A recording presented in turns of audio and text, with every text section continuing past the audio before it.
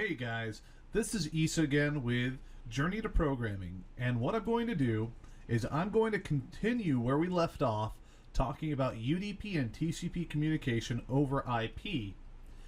And what I'm going to do is I'm going to show you guys how to create a very basic UDP function program to communicate via UDP on a local computer in a very simple way. Okay, what I've done already is I've gone ahead and I've created an empty C# project in Visual Studio. Okay, and that is a empty C# console application.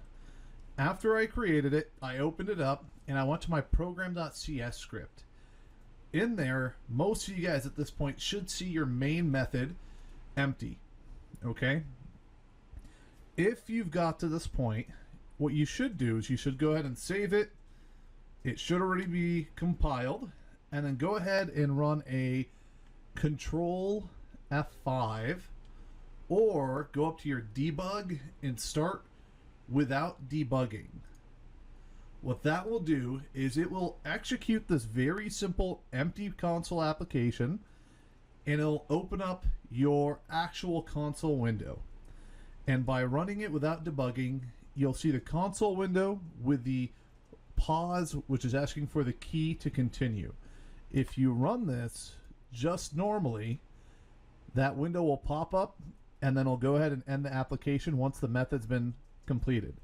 So what I want you to do is remember, for this specific exercise, run it with either a Control F5. That will get your console window and it'll get it to hang rather than auto closing, or run it from the debug menu with start without debugging. That will open it up as well and let it hold before it exits.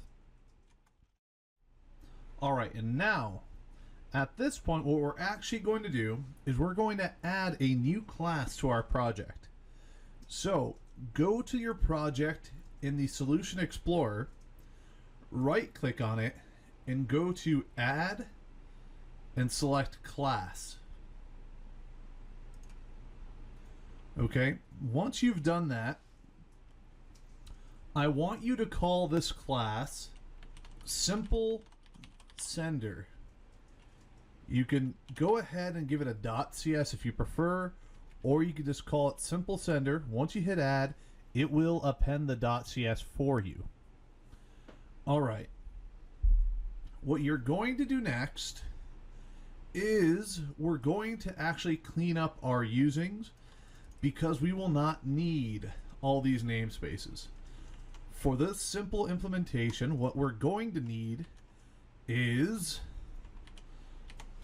system using system.net and using system.net.sockets. Okay. Lastly, we will not need system.text. So go ahead and get rid of that namespace there. From there, what you're going to do is you're going to change your class signature here to public static class Simple Sender. All right.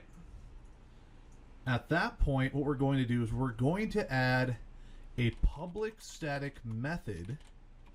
We're going to make it void, and I'm going to call it send message. What that method is going to take is a byte array of data and an IP endpoint, which will eventually be the definition for the destination computer and port that we want to send a packet to.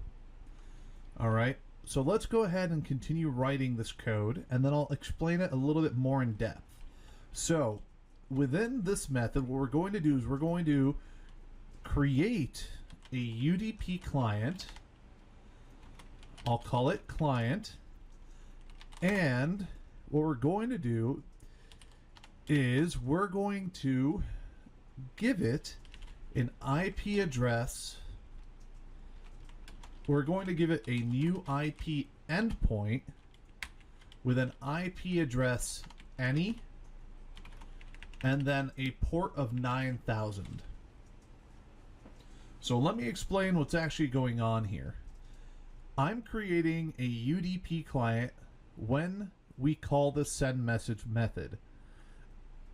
Then, when it's being created, I'm telling our application to open this specific client or the socket at IP address.any, which will be our computer's IP address, on port 9000.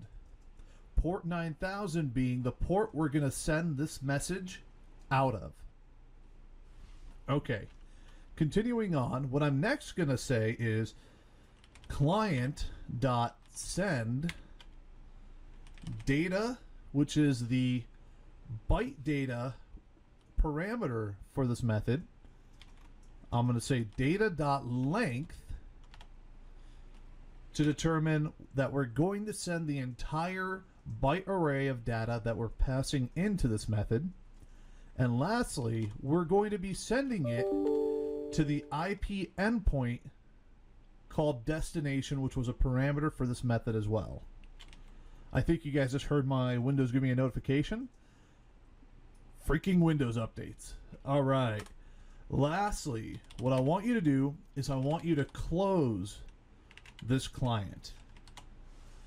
And what that will do is that will close our socket after we've sent this UDP message. All right. Go ahead and save it. And for good measure, let's just go ahead and compile or build. I know the hotkey Control-Shift-B.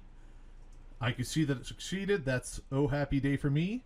If you do not have that memory, that code, the hotkey memorized for building, go up to your build menu and select build solution. That should be successful for you. One last thing I'm going to do for this script is I'm actually going to note what's going on. So once again, this method is going to send an individual, ooh, I can't spell today, or I can't type, don't know, message from this computer out of port 9000 to the destination computer and port, which we've defined by the IP endpoint parameter. All right, so let me go in here and add a few more details. So what is this data parameter here? Well, this is the data to be transmitted in the packet being sent. And what is the specific destination parameter? This is the IP address and port of the computer we will send the packet to. Clarifying, this is the IP address for the computer and the port that that computer is listening on. Okay. From there, I'm saving. I'm just rebuilding for the heck of it. Everything's successful. At that point, we are good. We have not actually called this method yet, but we'll do that next.